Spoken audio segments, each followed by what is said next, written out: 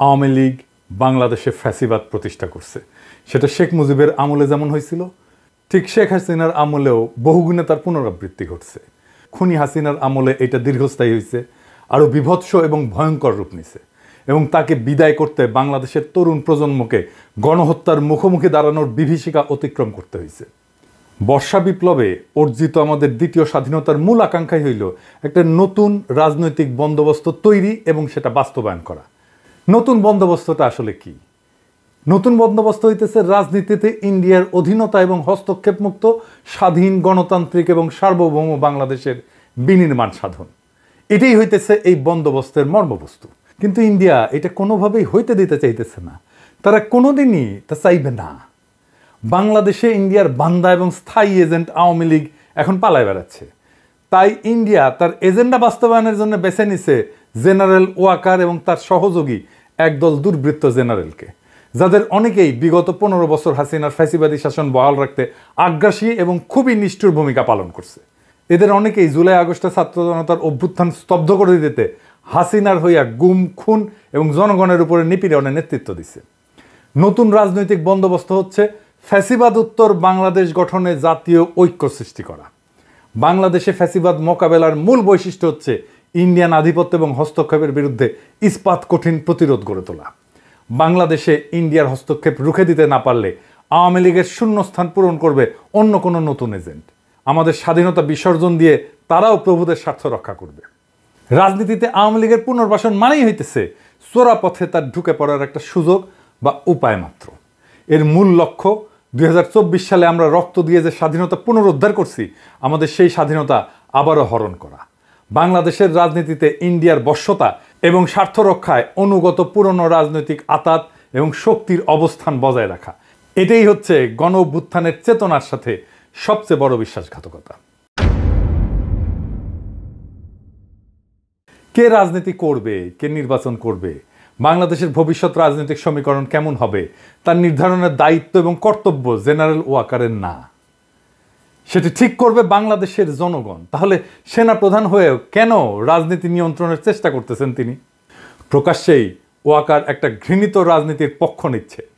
খুনি এবং গণহত্যাকারী আওয়ামী লীগের পক্ষে ওকালতি করতেছেন। তাদেরকে রাজনীতিতে পুনর্বাসনের জন্য বিভিন্ন রাজনৈতিক দল এবং ব্যক্তির উপরে চাপ প্রয়োগ করতেছেন। প্রকাশ্যে বাংলাদেশের মানুষকে হুমকি দিচ্ছেন। তার এই উদ্ধত আচরণের উৎস কোথায়? তা যে দিল্লির ইচ্ছা বাস্তবায়নের জন্য ঘটতেছে সেটা দিবালোকের মতো স্পষ্ট হয়ে ফুটে উঠছে।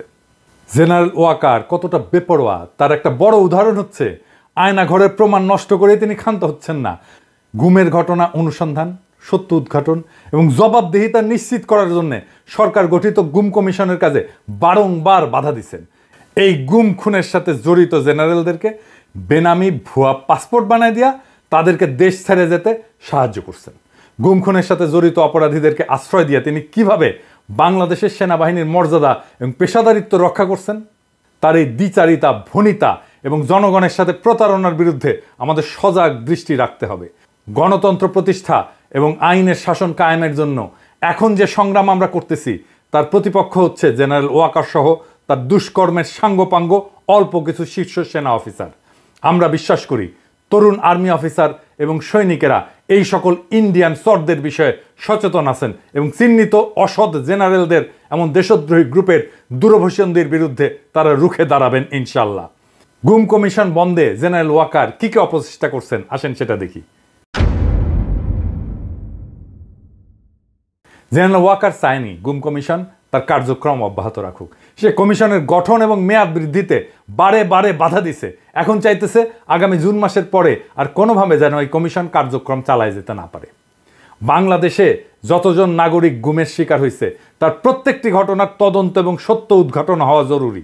গুমের শিকার প্রত্যেক ব্যক্তির সন্ধান, তাদের ফেরে আনা অথবা আদতে তাদের ভাগ্যে কি ঘটছে চূড়ান্তভাবে সেই সত্য না জানা পর্যন্ত এই কমিশনের কার্যক্রম নিরবিচ্ছিন্নভাবে অব্যাহত রাখতে হবে। গুমের শিকার প্রত্যেকটি ব্যক্তির পরিবার চরম অনিশ্চয়তার মধ্যে জীবনযাপন করে। তাদের প্রিয়জনদের ভাগ্যে কি ঘটছে যতক্ষণ পর্যন্ত সেটা না জানা যায় ততক্ষণ পর্যন্ত সেই পরিবারগুলো তাদের সম্পদ বন্টন এবং হস্তান্তর, ব্যাংক এবং আর্থিক লেনদেনের কোনো কার্যক্রম সম্পন্ন করতে পারে না। পরিবারগুলোর জন্য এ এক চরম দুর্ভোগ। এই রকম বিভীষিকাময় অবস্থা থেকে নিস্তার পেতে হলে তাদের জীবনকে স্বাভাবিক অবস্থায় ফিরে আনতে পারবে একমাত্র গুম কমিশনের ধারাবাহিক কার্যক্রম। এর সাথে বিচার পাওয়ার অধিকার এবং অপরাধীদের শাস্তি নিশ্চিত করতে এই কমিশনকে নিষ্ঠার সাথে লম্বা সময় ধরে কাজ করে যেতে হবে। কাদের স্বার্থে জেনারেল ওয়াকার সেটা চাইতেছে না এবং তাতে বাধা দিচ্ছেন? কোন সত্য আড়াল করতে এত মরিয়া অপচেষ্টা তার? জুলাই গণহত্যা নিয়ে জাতিসংঘের তদন্ত প্রতিবেদনে এটা দিনের আলোর মতো স্পষ্ট যে বিভিন্ন ক্ষেত্রে মানবাধিকার লঙ্ঘন এবং খুনি হাসিনার হুকুমে হত্যাকাণ্ড পরিচালনায় সহযোগীর ভূমিকায় অবতীর্ণ হয়েছিল জেনারেল ওয়াকার। এখানে তিনি তার নিজের দায় দায়িত্ব এড়াতে পারবেন না। জাতিসংঘের তদন্ত প্রতিবেদনের নিরাপত্তা বাহিনীগুলোর সংস্কারের জন্য যে সুনির্দিষ্ট সুপারিশ দিছে তা বাস্তবায়নের জন্য আমাদেরকে জানতে হবে জুলাই আগস্ট মাসে আন্দোলন দমনে সেনাবাহিনী কতটা ব্যবহৃত হয়েছিল, কমান্ড কিভাবে পরিচালিত হয়েছে তা জানা জরুরি। শীর্ষ কমান্ড থেকে কি কি নির্দেশ দেওয়া হয়েছিল, নির্দেশ কিভাবে পালিত হয়েছে, কোথায় কেন কত গুলি ছোড়া হয়েছে, তাতে কতজন হতাহত হয়েছে, কে কোথায় অতিরিক্ত বল প্রয়োগ করে নিজের দেশের নাগরিকদের বুকে গুলি চালাইছে, এর সকল কিছু পুঙ্খানুপুঙ্খভাবে জানা দরকার। সেনাবাহিনীর মধ্যে শৃঙ্খলা, পেশাদারিত্ব, জবাবদিহিতা ফিরায় আনতে হলে আমাদেরকে অবশ্যই সত্য জানতে হবে। রুলস অফ কন্ডাক্ট কিভাবে পরিচালিত হয়েছে তা সাব্যস্ত করার জন্য একটা জাতীয় তদন্ত কমিশন গঠন করতে হবে। তাহলে জেনারেল ওয়াকার এবং তার চারপাশের ভিড় করা সকল দুর্বৃত্ত চিহ্নিত হবে। এভাবেই কেবল ফ্যাসিস্ট হাসিনার সহযোগী খুনি অফিসারদের সমস্ত আস্ফালন বন্ধ করা যাবে। এবার আসেন আলাপ করি সেনাপ্রধানের সুশীল আওয়ামী লীগ গঠনের স্বপ্ন নিয়ে।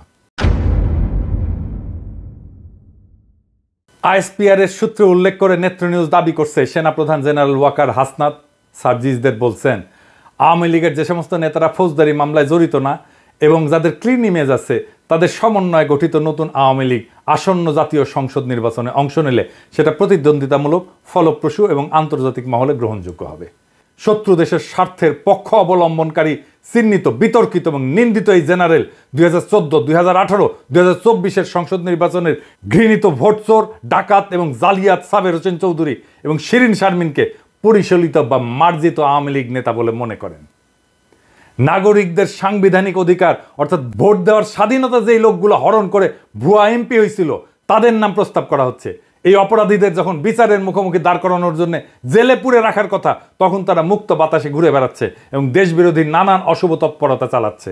আর জেনারেল ওয়াকার এই সমস্ত পচা মালদের নিয়ে নতুন করে আওয়ামী লীগ সাজানোর প্রস্তাব নিয়ে সেনা সদর এবং সেনা ভবনে বসে গণ অভ্যুত্থানে অংশগ্রহণকারী বিভিন্ন রাজনৈতিক দল, গ্রুপ, ব্যক্তির সাথে প্রতিনিয়ত আলোচনা করে ব্যস্ত দিন কাটাচ্ছেন। কোথাও ধমক, কাউকে চাপাচাপি, কখনো উপহার, উপঢৌকন বা ঘুষ বিলাচ্ছেন। তার নিয়ন্ত্রণে যে বেহিসাবি টাকার অগণিত বস্তা রয়েছে তা প্রকাশ্যে শোনা গেছে শহীদ গোলাম আজমের গুম হওয়া অভাগা পুত্র ব্রিগেডিয়ার আমান আজমির মুখে।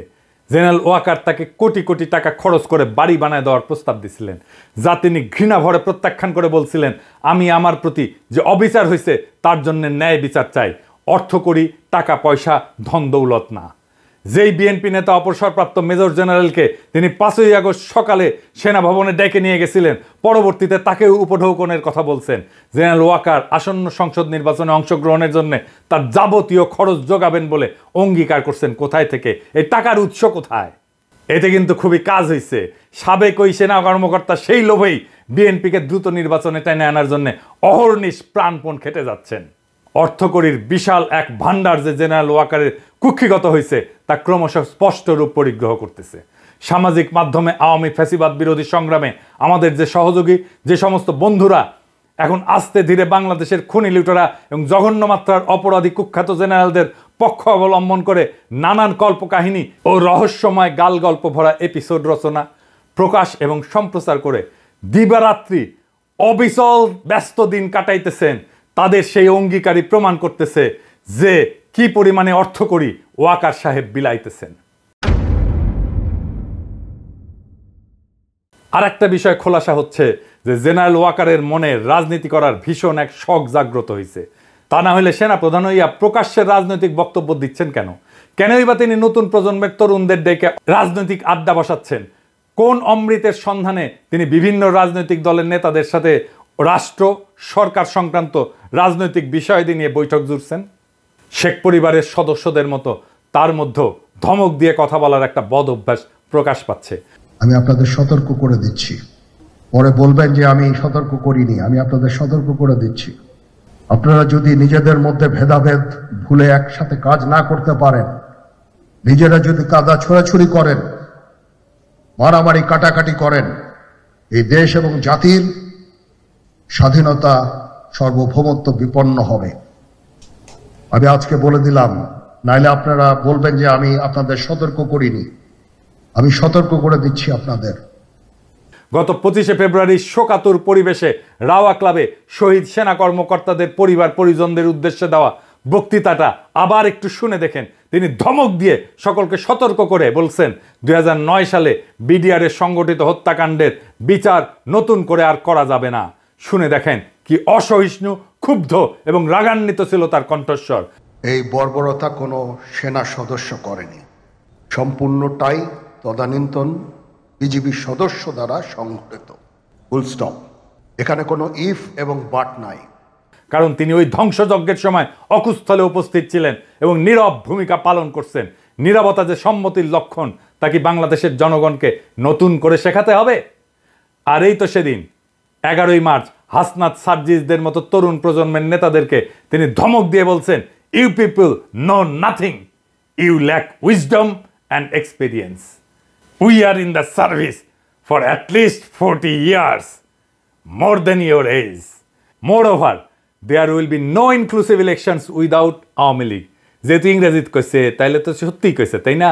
কিন্তু ওটার অর্থ হইলো তোমরা কিছুই জানো না, তোমরা বেকুব, তোমাদের জ্ঞান অভিজ্ঞতার অভাব আছে। আমি 40 বছর ধরে সেনাবাহিনীতে চাকরি করি, এর দৈর্ঘ্য তোমার বয়সের চাইতে বেশি। উপরন্তু আওয়ামী লীগ ছাড়া কোনো অন্তর্ভুক্তিমূলক নির্বাচন হবে না। এখন আমাদেরকে একটা সমস্যা এবং পাশাপাশি দৃশ্যমান আর একটা সম্ভাবনা একসাথে জোড়া দিতে হবে। সমস্যা হচ্ছে পরিশীলিত, মার্জিত বা সুশীল আওয়ামী মাল খুঁজে বের করা খুবই দুরূহ। অন্যদিকে জেনারেল ওয়াকরুজ্জামান যেহেতু সেনা অফিসারদের জন্য প্রযোজ্য চাকরিবিধি লঙ্ঘন করে রাজনীতির ব্যাপারে উৎসাহ দেখাচ্ছে, সেহেতু উদ্ভূত পরিস্থিতিতে প্রধান উপদেষ্টা ডক্টর মোহাম্মদ ইউনূসের উচিত বেয়াড়া হয়ে ওঠা এই লোককে সেনা প্রধানের পদ থেকে চাকরিচ্যুত করে পরিশীলিত আওয়ামী লীগ গড়ে তোলার লক্ষ্যে ছাইড়া দেওয়া। এই মালটার বড় সুবিধা হচ্ছে তিনি শেখ পরিবারের সদস্য, তাই রূপান্তরিত আওয়ামী লীগের আহ্বায়ক হিসেবে বা সভাপতি হিসেবে তাকে খুনি শেখ হাসিনা সহ সকল ফ্যাসিস্ট দুর্বৃত্তরাই মাইনা নেবে এবং তার বিশ্বাস অনুযায়ী আসন্ন জাতীয় সংসদ নির্বাচনে তিনি নৌকা মার্কা নিয়ে সারা দেশে 30 থেকে 40% মানুষের সমর্থন পেয়া শতাধিক আসন দখল কইরা বিরোধী দলের নেতা হিসেবে জাতীয় সংসদে আসন গাইরা বসতে পারবেন, যা মন্ত্রী পদমর্যাদা সম্পন্ন। এর অবস্থান সেনা প্রধানের চাইতে অনেক উপরে। এটা তার রাজনীতি করার খায়েশও মিটবে, আওয়ামী লীগকে পুনর্বাসন করার